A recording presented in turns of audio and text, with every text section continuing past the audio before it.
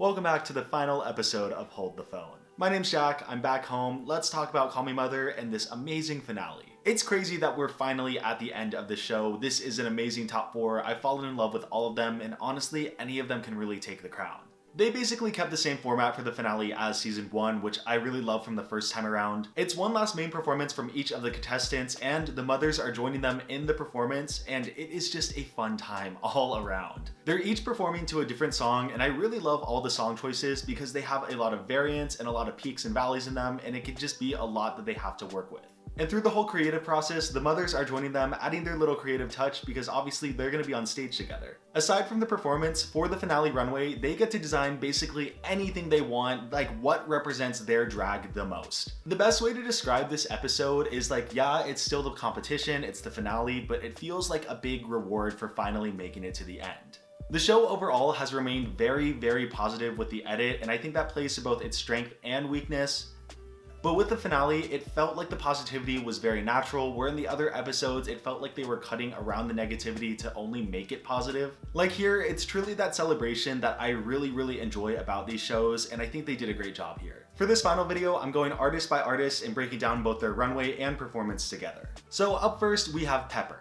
Pepper's finale runway was a pepper shaker, basically that was the whole concept. I think it looks gorgeous. Pepper's had a lot of variation in the things that she's worn on the runway, but every time she turns that corner in a gown, I just eat it up. I love the asymmetrical shoulder, and I love where the dress cuts off and has the tulle at the bottom. I really like the concept overall, and I think she did a great job selling it on the runway. As for the performance in the challenge, she got my favorite song out of the 4. Pepper is performing to Love Fool by the Cardigans, just a classic, catchy song. Pepper and Barbada do this thing where Barbada is comforting Pepper, just trying to uplift and support Pepper as much as possible. There's a good amount of comedy playing into Barbada's age and not being able to hit the same moves, but even then, like with everything that Pepper does with choreography, it was just on point. All the moves were hit perfectly, everything was just sold to you, and you got the idea completely. Like I said in my last video, I thought that Pepper was going into the finale with a very strong track record, and after the finale, she proved exactly why she was here and why she should take the crown.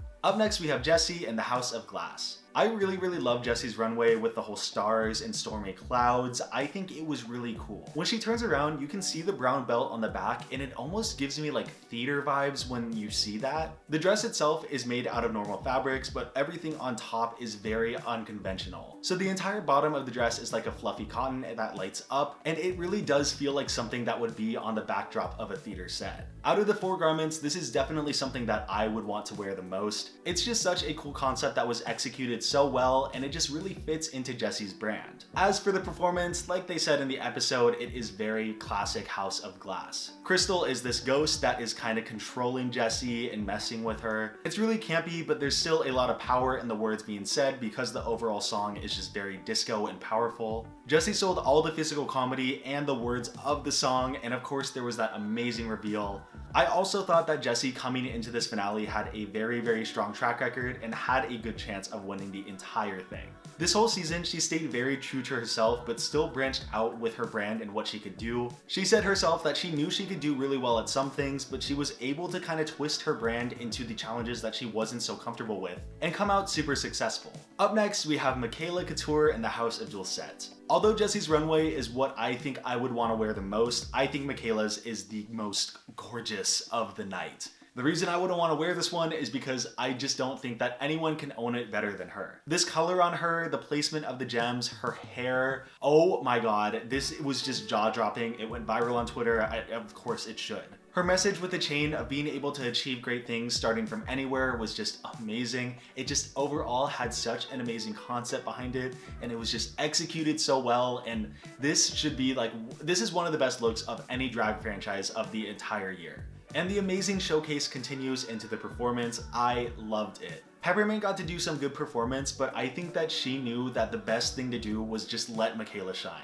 Michaela was hitting all the moves that she is so good at hitting, and she was able to emote and give just such a great performance. When you look at the track record of the season, it says that Michaela didn't do that well, but when you actually watch the episodes, I don't think that's the truth. She was strong in every single episode, and I am just so proud of her. One of my favorites, one of the people that I just love the most from any of these shows. She's a star, her story resonates so much with so many people, and I just know that she is going to do amazing things. And finally, we have Weebie.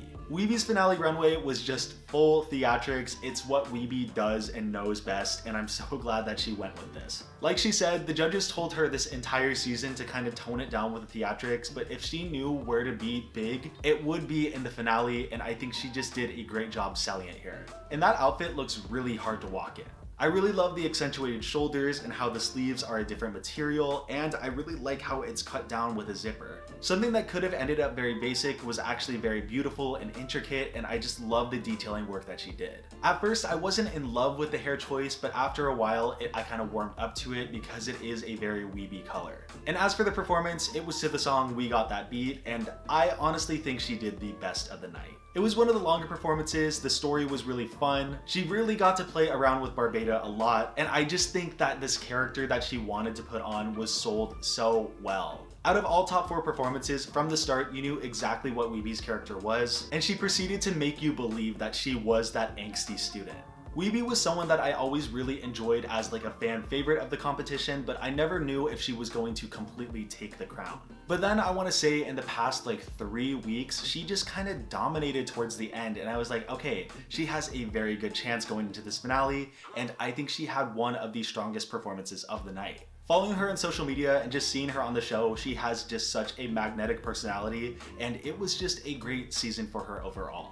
And with all 4 performances and runways done, the winner is chosen. And the winner is Weebie. I feel like out of the top 4 over the course of the competition, we got to know Weebie the best. I think both her positives and faults really played into this character and got us to really enjoy her over the course of the season. I resonate with Weebie a lot with both the theatrics and her background with everything, and just the fact that she's doing so much good as a teacher. Any of the top 4 could have taken it because they are such a strong, wonderful group, but I'm happy with the final pick. So congratulations to Weebie, congratulations to all of the top 4 for just an amazing season, and overall, I did really enjoy the season for all of the amazing artists that were on it. I don't think the show is perfect, and there are some things that they can do to improve it, but for something to talk about each week, I had a great time.